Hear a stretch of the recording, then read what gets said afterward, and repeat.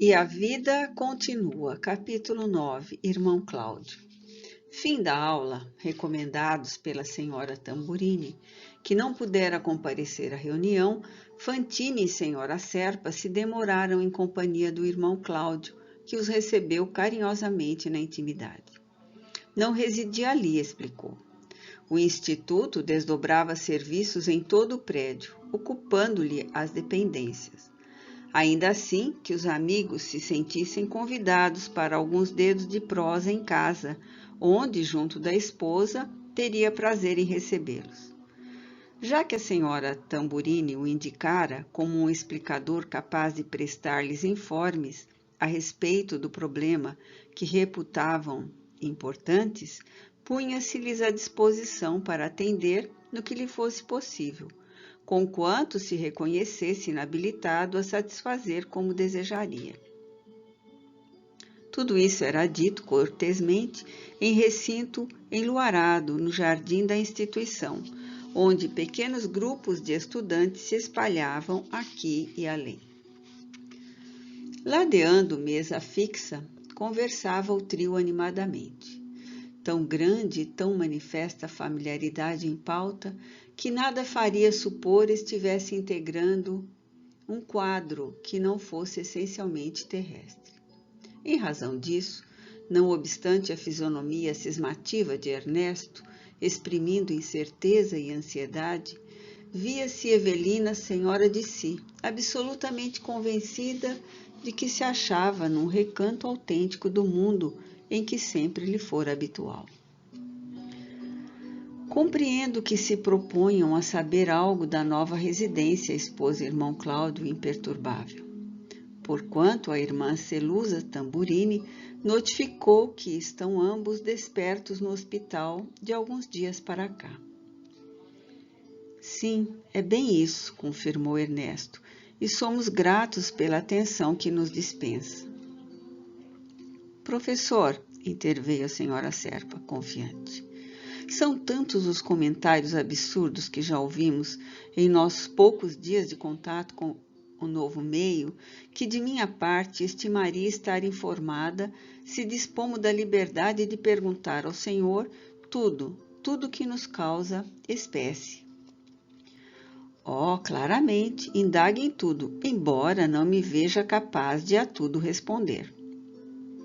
Convocado a exprimir-se pelo olhar precuciente do amigo, volveu Ernesto a palavra. Evelina, quando me ocorre, tem o espírito dominado por uma questão capital. Isso lhe parecerá, talvez, uma criancice de doentes mentais, que às vezes temos ambos a impressão de ser, mas temos escutado em circunstâncias diversas a afirmativa de que somos mortos em recuperação num ambiente que não mais pertence aos homens de carne e osso. A princípio, rimo-nos francamente, categorizando isso à conta de grossa tolice. Entretanto, as opiniões se avolumam. A própria senhora Tamburini está certa que já cruzamos as fronteiras da morte, como quem vara uma noite de sono. Que nos diz sobre isso, professor? Irmão Cláudio esboçou significativa expressão facial em que a admiração se misturava à piedade e obtemperou sem cerimônia. Estarão vocês em condições de acreditar em minha palavra se lhes ratificar a notícia de que respiramos em plena esfera espiritual? Mas, professor, chamou-lhe Evelina lívida. Entendo, certificou ele sorrindo. A senhora, muito mais que o nosso irmão Ernesto, opõe firme recusa mental à verdade, à vista de suas convicções religiosas, louváveis nas provisórias convicções que jazem solidamente estruturadas em seu espírito. Apesar de tudo, porém, tenho a obrigação de assegurar-lhes que não mais pisamos a terra que nos era comum, e sim um departamento da vida espiritual. E ela, meu Deus, como pode ser isso? Irmã Evelina, trabalhe com a própria mente. Se não abordássemos a crosta planetária pelo regaço materno com o período da infância, logo após, constrangendo-nos a longos serviços de readaptação, não seria a mesma coisa? Mas a Terra eu conheço. Puro engano. Classificamos a paisagem terrestre e os pertences que lhe dizem respeito, submetidos aos conceitos de quantos estiveram nela antes de nós, ocorrendo análogas circunstâncias no ambiente a que nos acolhemos agora, e onde contamos com geólogos e geógrafos eméritos. Na realidade, porém, tudo lá quanto aqui, conhecemos na essência muito pouco acerca do meio em que vivemos. Em suma, analisamos e reanalisamos coisas e princípios que já encontramos feitos. Entretanto, no mundo como entendemos, o mundo, guardamos a certeza de permanecer sobre bases de matéria sólida.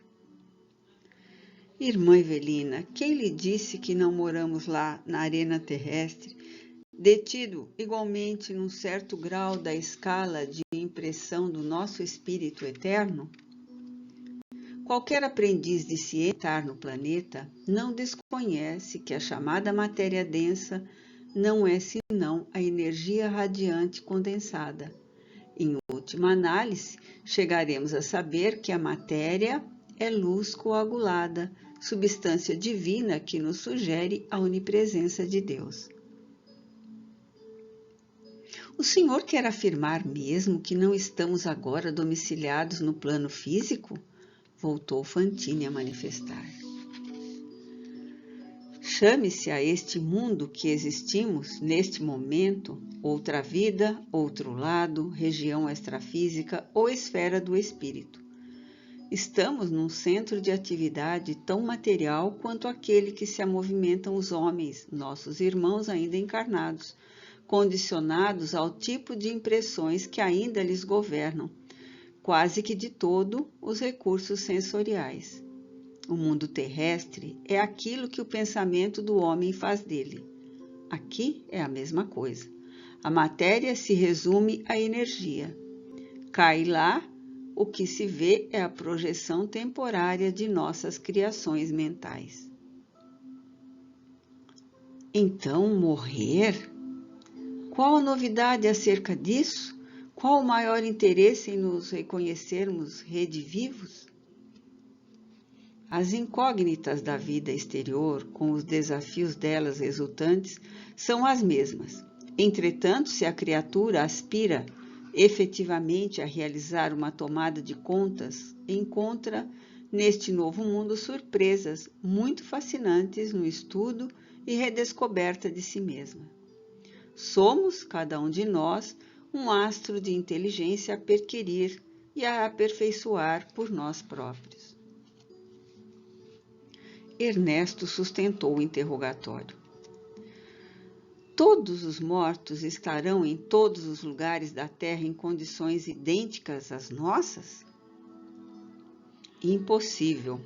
Revejamos superficialmente a humanidade encarnada em si e perceberemos algo do assunto.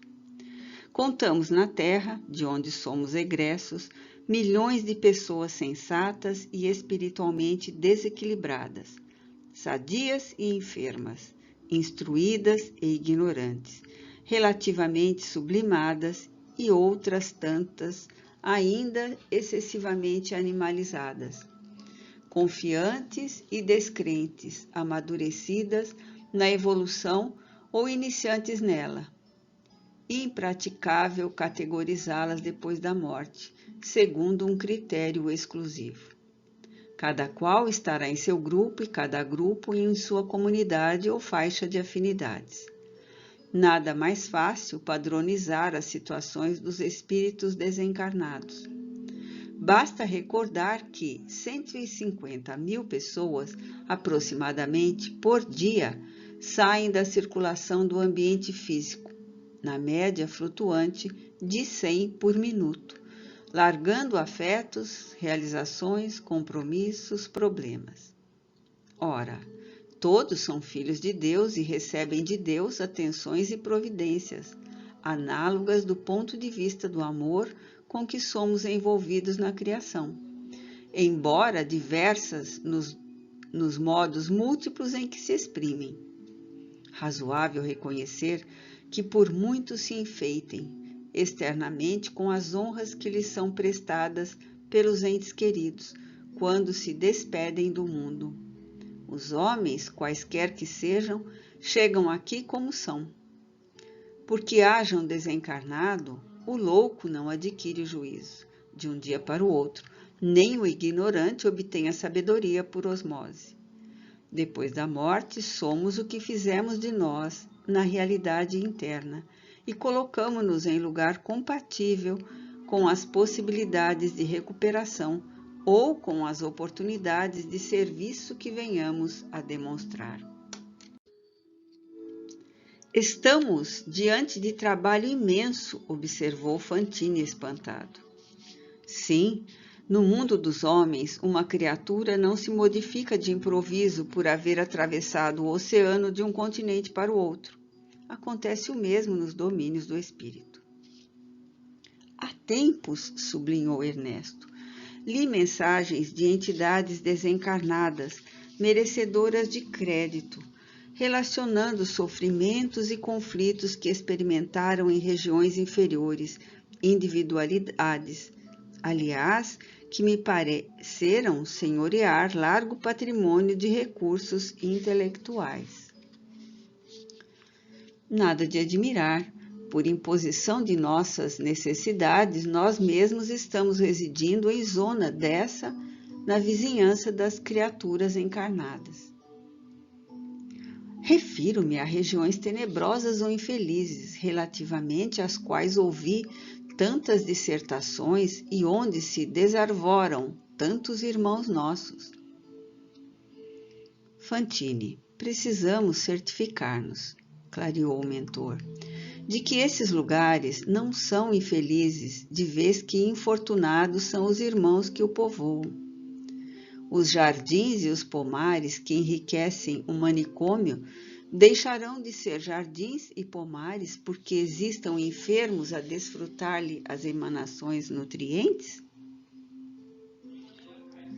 Pois é, meu caro, as áreas do espaço, às vezes enormes, ocupadas por legiões de criaturas padecentes ou desequilibradas, estão circunscritas e policiadas, por maiores que sejam, funcionando à maneira dos sítios terrestres, utilizados por grandes instituições para a recuperação dos enfermos da mente.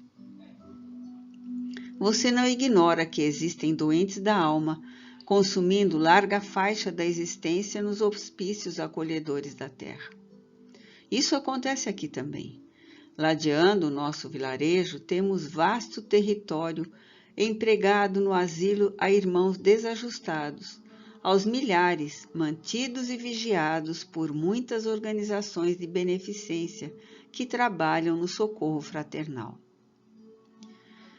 Evelina, que não acreditava no que ouvia, objurgou insatisfeita. Mas, se nos achamos num plano espiritual, que dizer das construções sólidas vinculadas à arquitetura terrestre com que fomos defrontados? Nenhum espanto, quando ponderarmos que os edifícios no mundo dos homens nascem do pensamento que os esculpe da matéria que obedece os projetos elaborados. Aqui verificamos o mesmo processo, diferindo apenas as condições da matéria, que se evidencia mais intensivamente maleável à influência da ideia dominante. Reflitamos no progresso da indústria de plásticos, na atualidade do plano físico de onde viemos e perceberemos com mais segurança as possibilidades imensas para as edificações delicadas e complexas em nosso domicílio de agora. Naturalmente, também aqui estamos subordinados ainda às técnicas, às vocações, às competências pessoais e às criações estilísticas, no círculo das conquistas espirituais de cada um. O arquiteto que planeia uma casa e o obreiro que lhe cumpre as ordens não servirão de imediato em lugar do diretor da manufatura de tecidos e do operário que lhe atende às determinações. Ainda aqui, o escritor não faz a obra do músico em ação de improviso. Somos criaturas em evolução, sem havermos atingido ainda a posição dos gênios polimorfos, apesar de esses gênios existirem igualmente aqui. A senhora Serpa não conseguiu ocultar a incredulidade. Tudo parece inverossímil, asseverou. Nada nos afigura mais inverossímil que a verdade, objetou o irmão Cláudio. No entanto, por que prefiramos por muito tempo a ilusão em lugar dela? A realidade não deixa de ser o que é. O professor discorreu ainda por dilatados minutos, referentemente à vida e às condições da instância em que se demoravam, mas, por fim, Evelina se viu entontecida, fatigada, provisoriamente inabilitada a mais amplas ilações, e moça de fé profunda valeu-se de um intervalo na conversação, procurando saber. Irmão Cláudio, não posso duvidar de suas afirmações, embora me custe a crer que estamos na posição de pessoas desencarnadas, conforme as suas expressões. Esteja certo de que não desejo perder de modo algum a sua orientação. Contudo, gostaria de tomar contato com um sacerdote, um padre católico, por exemplo. Ficaria feliz se pudesse entregar-me à prática da confissão, permutar ideias livremente com um diretor da fé, que me formou o caráter sem qualquer constrangimento da vida social. O amigo bondoso sorriu compreensivo e esclareceu. A igreja aqui está positivamente renovada, posto que possamos encontrar representantes de todas as religiões terrestres, aferrados a dogmas, concepções estreitas, preconceitos e tiranias, diversas do fanatismo nas áreas vizinhas em que se congregam milhares e milhares de inteligências rebeldes e perturbadas. Aqui, propriamente, os sacerdotes não a ouviriam em confissão de natureza religiosa. Enviá-la-iam a um dos nossos institutos de psiquiatria protetora, em que a irmã pode e deve ter sua ficha para receber a assistência necessária. Para tratamento, aparteou Fantini. Tratamento e auxílio.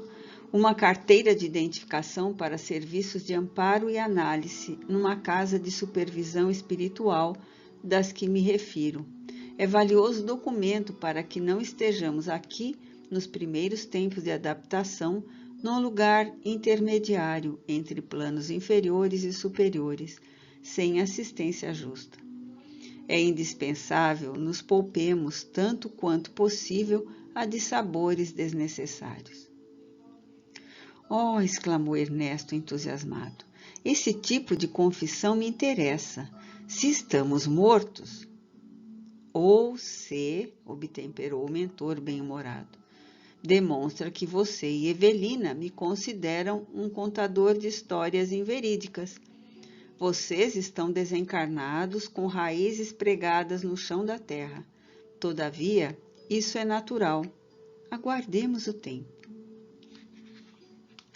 Em meio de puras vibrações de confiança e simpatia, a senhora Serpa e o amigo solicitaram o apoio do mentor a fim de que pudessem realizar contatos com uma das instituições psiquiátricas da cidade, ficando estabelecido que atenderiam a isso, tão logo a administração do hospital o consentisse.